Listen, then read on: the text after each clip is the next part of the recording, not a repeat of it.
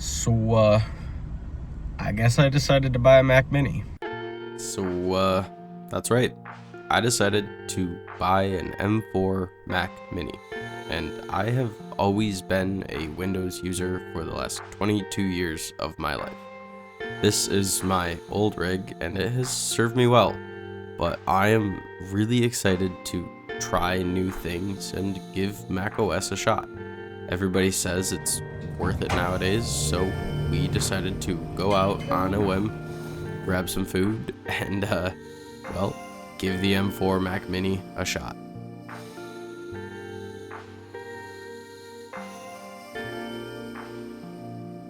I had no intentions of buying a Mac anytime soon, to be honest with you, but I just decided that it was time. I wanted to stop putting it back and give the Apple Silicon Mac OS a chance. So here we are, getting some pizza and making a quick pit stop before we eventually make our way to the greatest place on earth, right next to Micro Center, good old Best Buy.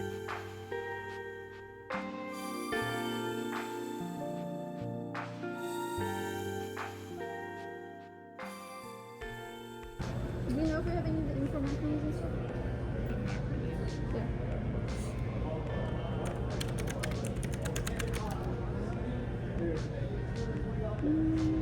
Yeah. It's the 256 gig. Can I get it? Yep. Cool. Thank you.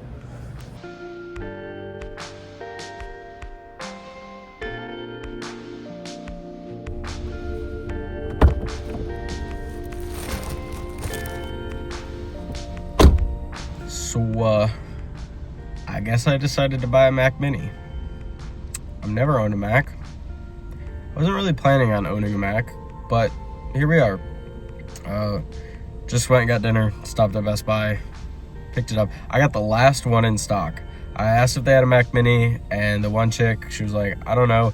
Asked another guy, he said we have one left in stock, and so I was like, all right, I'll take it. And yeah, now we own a Mac Mini, which is interesting. I'm excited to open it up and check it out. And that is exactly what I did. I don't think the feeling of opening an Apple device ever goes away. It's always so exciting and so refreshing.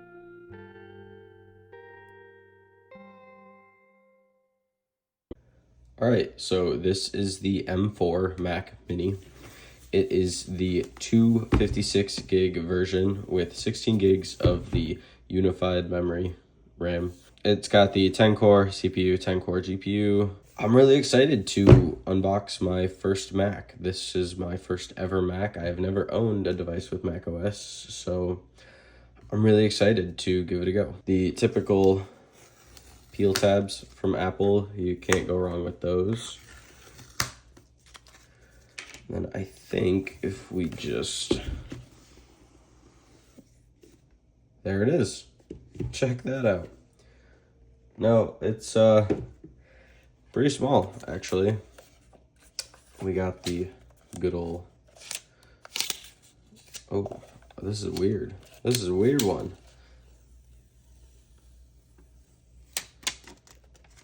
Okay, I guess we only get to go halfway around.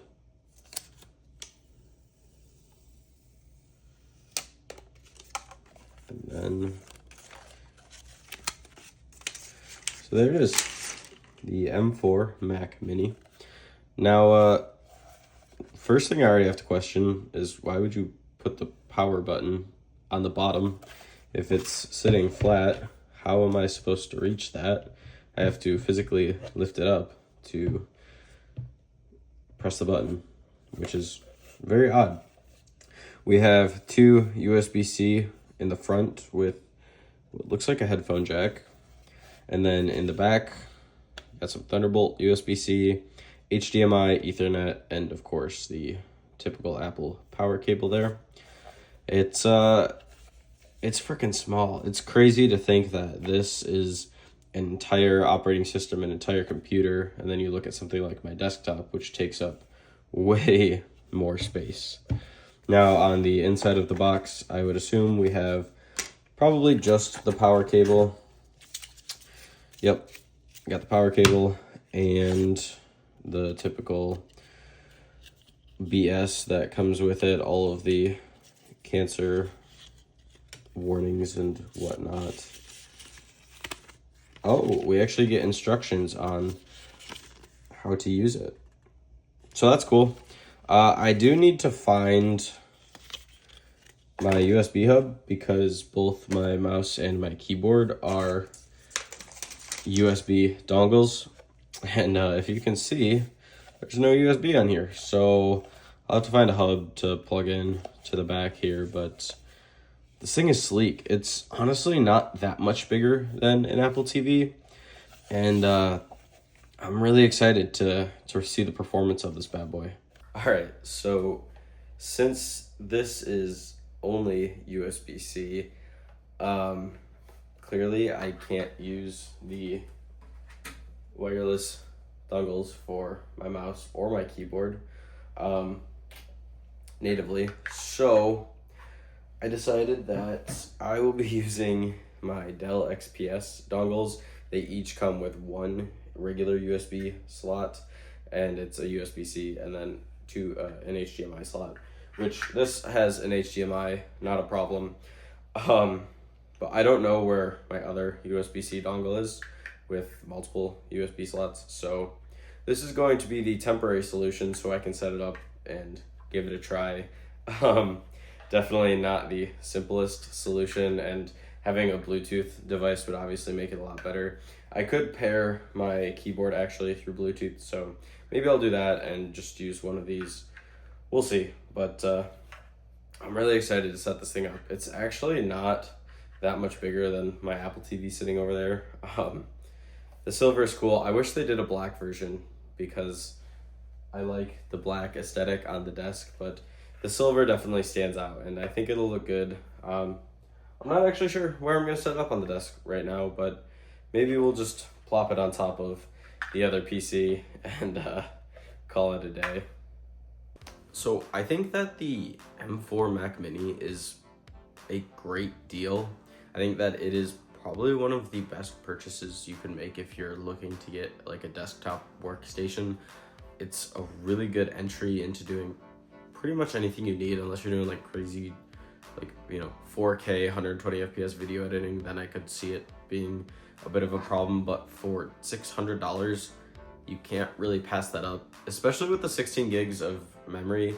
8 gigs I'd be questionable, but with 16, it's solid. Now, like every other Apple device, I think they kind of they don't really give you what you should be getting, right? The storage is only 256 gigs on the base model, which is fine. However, if you want to upgrade that to 512, you're paying a few $100s, I think about $200. But then if you want a terabyte, you're paying almost $400 for the internal storage of this device to have a terabyte of space. Now, you could go and get an external SSD that will function exactly the same as the internal storage, plug it into your Thunderbolt port for significantly cheaper than $400, and you could get 2 terabytes of space. And yes, it's not the internal storage, but if you plug it in the back and forget about it, it's not your problem anymore. So just kind of something to think about, because $400 is a lot of money. Now, I think the base model itself is probably like the only place I'd say it's really like a good purchase, because if you're upgrading it, you're gonna end up spending a lot of money. And at the end of the day, that's kind of just how Apple products seem to work. But if you get the base model and then build around it, you can build a really nice workstation for pretty cheap.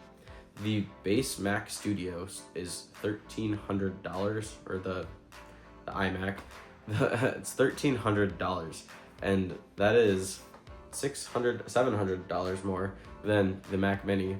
And for $700, you could get yourself a pretty nice ultra wide, which this will support.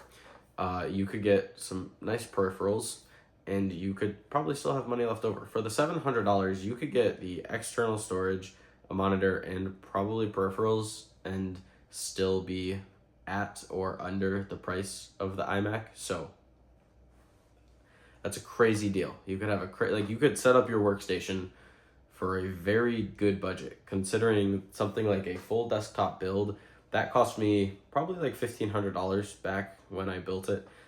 And so the price difference, $1,500 for just the tower, or $1,500 for the Mac, the monitor, the keyboard, whatnot. It's a great deal. Now, if you want to choose to upgrade it yourself, that's fine. You can look at the student discounts. If you have a student discount, I think you get like $100 off the base version, which is pretty solid. It might be $100 off just kind of in general, but overall, I mean, it's a solid deal. Use the money that you would to upgrade the device to build your workstation, and it would be a lot better in the long run. You'll kind of enjoy it a lot more. Get yourself a nice monitor. You'll thank yourself later. Now, this is something else about the Mac Mini that I think is actually pretty cool. It is probably the most portable workstation you could probably buy. I mean, 5x5x2. You have this little tiny brick. All you need is an HDMI cable and your power cable, which are easy to just roll up and stick in a bag. You could put all of this in a backpack, take it to wherever you're traveling to, and as long as you have access to some sort of screen, you can use your Mac Mini. And obviously you need your mouse and keyboard, but overall, the actual desktop workstation itself, it's tiny. You could slide that into a bag and take it anywhere you need. If you have an external, you can take your media, you can take everything, put it in a bag, travel. You could basically be working from your Mac Mini wherever you want to go. I am beyond excited to give macOS a try and give the M4 Mac a true test. I want to do coding. I want to see how far you can push it with video editing. I am really considering in the long run keeping the Mac as a video editing workstation and just an overall workstation. Right now, I'm still kind of on the fence about whether or not I'm going to keep it because it's brand new to me, but it's so cool and it's so powerful. And if it proves that it is actually capable of doing what I need it to do, it might just stay right where it is. Thank you so much for watching. Let me know what your thoughts are on the M4 Mac Mini down below, and if you would consider picking one up yourself. I think for most people, they would probably consider it if you're looking for a new workstation. But as always, I'll catch you next time.